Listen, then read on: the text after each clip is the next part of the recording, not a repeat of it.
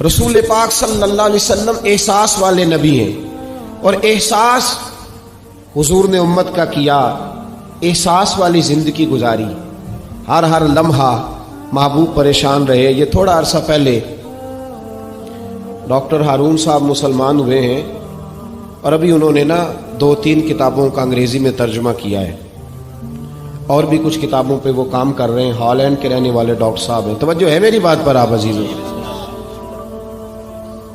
Doctor صاحب کہتے ہیں کہ میں نے یہ سنا تھا کہ مسلمان دہشت گرد ہیں، یہ بم بلاسٹ کرتے ہیں۔ تو میں جہاں لفظ اسلام آتا تھا وہاں سے میں تھوڑا پچ جاتا تھا، پیچھے ہٹ جاتا تھا، لیکن میرے مزاج کے اندر یہ بات شامل تھی کہ میرے اندر اللہ نے بڑا انسانیت کا جذبہ رکھا ہوا تھا۔ تو میں ایک تنظیم قائم کر رہا تھا، میرا خیال تھا کہ ایک ایسی جماعت بناؤں کہ جو پوری دنیا کے اندر اسلام، توجہ ہے میرے عزیزوں کی، کہتے میرا خیال تھا ایسی جماعت قائم کروں کہ جو پوری دنیا میں لوگوں کی خدمت کرے اور بغیر امتیاز کے کرے، اسلام والوں کی بھی اور غیر مسلموں کی بھی۔ لیکن مجھے بڑا دھچکا رہتا تھا کہ مسلمان سخت گیر قوم ہے۔ میں نے بہت ساری جماعتوں کا منشور اور دستور منگایا، اور میں نے کہا میں اپنی جماعت کا دستور لکھوں گا تو پہلے ذرا سارا میں مطالعہ کر لوں۔ ڈاکٹروں کا ٹیبل ہوتا ہے، اس کے اوپر شیشہ لگا ہوتا ہے، نیچے وہ جو چیز ضروری ہوتی ہے وہ رکھ لیتے۔ کہتے ایک مصر کے مولانا صاحب آئے ہوئے تھے ہالینڈ کے دورے پر، اچھی انگریزی جانتے تھے، تو کسی وجہ سے علیل ہو گئے۔ میرے پاس وہ آئے اور انہوں نے دیکھا کہ میں انسانی حقوق پر کچھ لکھ رہا ہوں، کام کر رہا ہوں، تو وہ دیکھ کر کے مجھے کہنے لگے کہ ڈاکٹر صاحب آپ کوئی تنظیم قائم کر رہے ہیں؟ میں نے کہا ہاں۔ تو کہتے انہوں نے ہلکا سا ٹچ دیا، زور نہیں دیا، اور ویسے بھی جو ہلکی بات ہوتی ہے وہ ذرا دل میں جلدی بیٹھ جاتی ہے۔ کہتے ہیں ہلکا سا ٹچ دیا، کہنے لگے اگر کبھی موقع ملے تو میرے نبی پاک کی بھی سیرت پڑھ کے دیکھیں، بس ہلکی سی بات، اور وہ جملہ چھوڑ گئے۔ اعلیٰ حضرت فاضل بریلوی علیہ رحمہ نے لکھا ہے ضروری نہیں کہ تم جو کہہ رہے ہو وہ منوا کے اٹھو، لیکن میسج ضرور چھوڑ دیا کرو۔ جب انسان کے ذہن میں بات ہوتی ہے یہاں سٹاک ہوتا ہے جب بات کا، تو جب وہ کام کرنے لگتا ہے تو ایک دفعہ وہ بات سامنے ضرور آتی ہے، کہہ دیا کرو۔ انہوں نے کہہ دیا کہ ڈاکٹر صاحب ایک دفعہ حضور کی سیرت بھی پڑھ لیں۔ کہتے ہیں میرے ذہن میں بات بیٹھ گئی، مصروف آدمی تھا، زیادہ تو نہیں میں مطالعہ کر سکتا تھا، لیکن میں ایک دن 10 منٹ گھر میں ملے تھے تو میں کمپیوٹر پہ بیٹھا، اور میں نے کہا کہ انگریزی میں جو کتابیں حضور سید عالم صلی اللہ علیہ وسلم کی سیرت کی ہیں ان کو ذرا دیکھتا ہوں۔ تو فرماتے ہیں کہ میں نے نیٹ پہ سرچ کیا، پہلی حدیث آئی اور میں کلمہ پڑھ کے مسلمان ہو گیا۔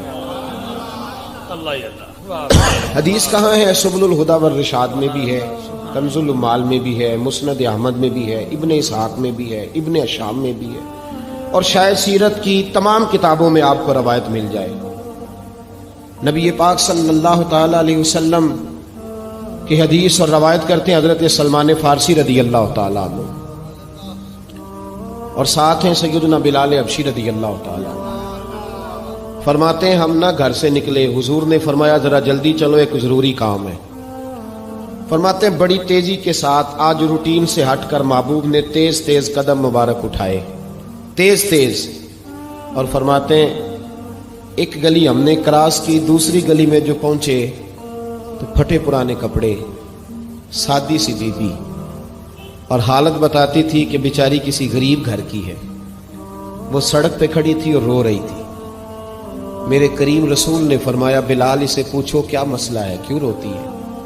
تو حضرت سلمان عرض کرتے ہیں میں نے کہا حضور میں پوچھ لیتا ہوں، آپ جائیے، کام بڑا ضروری ہے جو نکلیں، میں معلومات کرتا ہوں۔ تو محبوب نے فرمایا نہیں، اس کے آنسو پوچھنے سے ضروری کوئی کام بھی نہیں، پہلے اس کی داد رسی ہوگی، اسے پہلے پوچھا جائے گا۔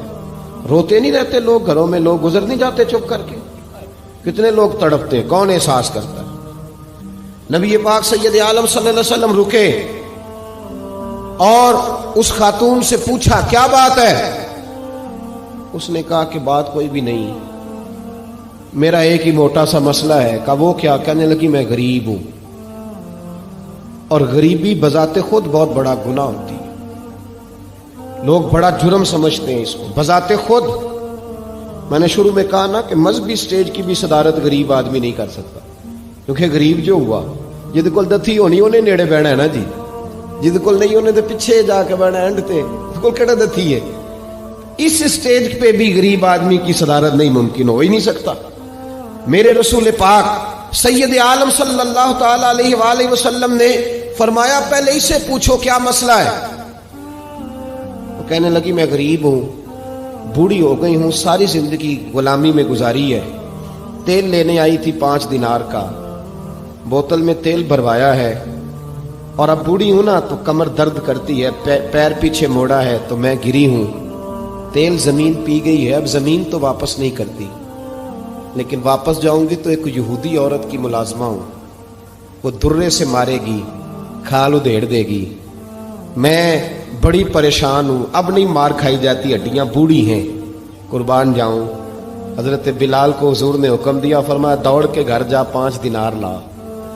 فرماتے ہیں 5 دینار لائے، تیل خرید کے دیا، وہ پھر رونے لگی۔ فرمایا آپ کیوں روتی ہے؟ اس نے کہا بتایا نا غریب ہوں، غریب کا جرم کوئی نہیں ہوتا لیکن پیس دیا جاتا ہے، پھر بھی مار تو اب بھی پڑے گی، اب کیوں پڑے گی؟ تو عرض کرنے لگی محبوبہ مار اس لیے پڑے گی کہ دیر سے کیوں آئی ہے۔ تو میرے کریم رسول اور وہ بی بی حضور ابھی آئے ہیں مدینہ طیبہ، امام یوسف صالحی فرماتے ہیں ابھی آئے تھے حضور، سبل الہدی والرشاد کے مصنف کہتے ہیں ابھی آئے تھے نبی پاک، وہ جانتی بھی نہیں تھی۔ تو سید عالم صلی اللہ تعالی علیہ وسلم نے فرمایا اچھا مار پڑے گی؟ کہا ہاں۔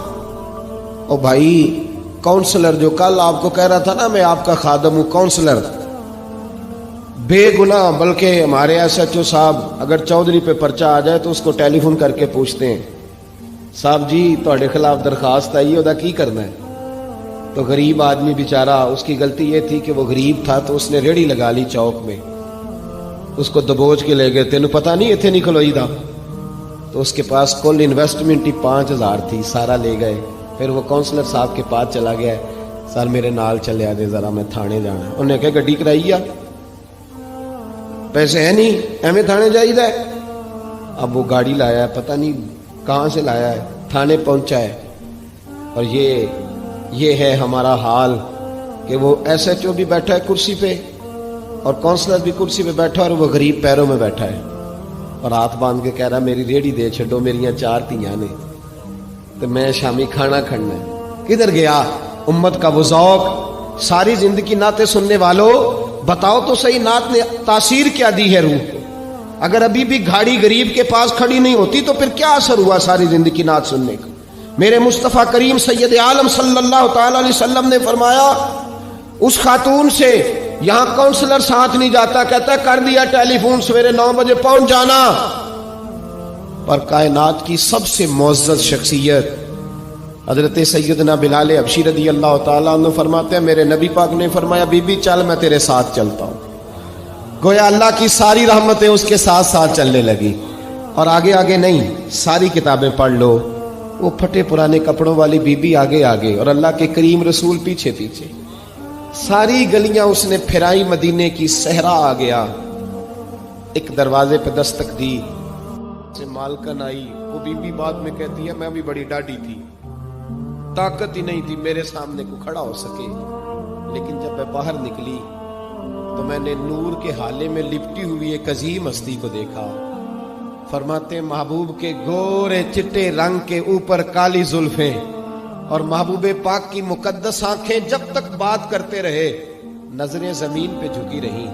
شرم و حیا والے رسول نے بڑے میٹھے، بڑے دھیمے، بڑے خوبصورت لہجے میں کہا، بریلی کے امام فرماتے ہیں نیچی نظروں کی شرم و حیا پہ درود، بڑے دھیمے لہجے میں فرمایا تیری نوکرانی ہے تیری؟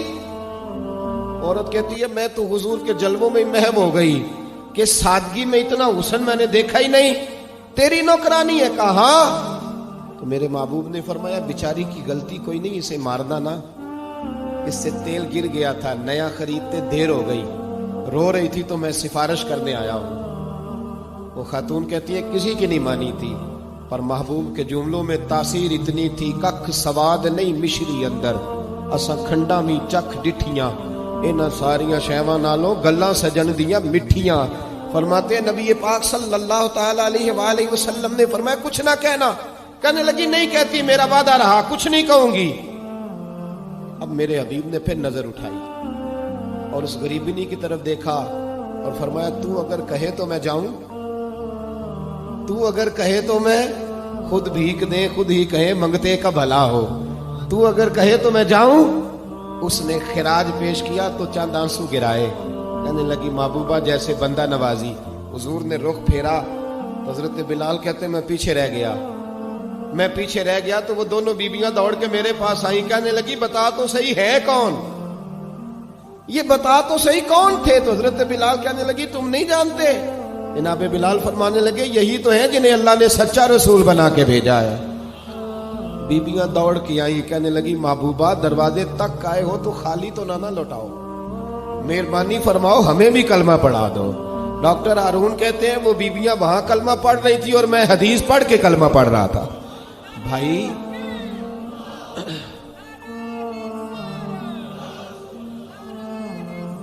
اگر دولت احساس ہے نا پھر تو زندہ ہے. جو زندہ ہوتا ہے اس میں لچک ہوتی ہے، جو مر جاتا ہے وہ اکڑ جاتا ہے. اگر زندگی ہے تو پھر احساس ہونا چاہیے. اگر تیرے اندر زندگی ہے تو پھر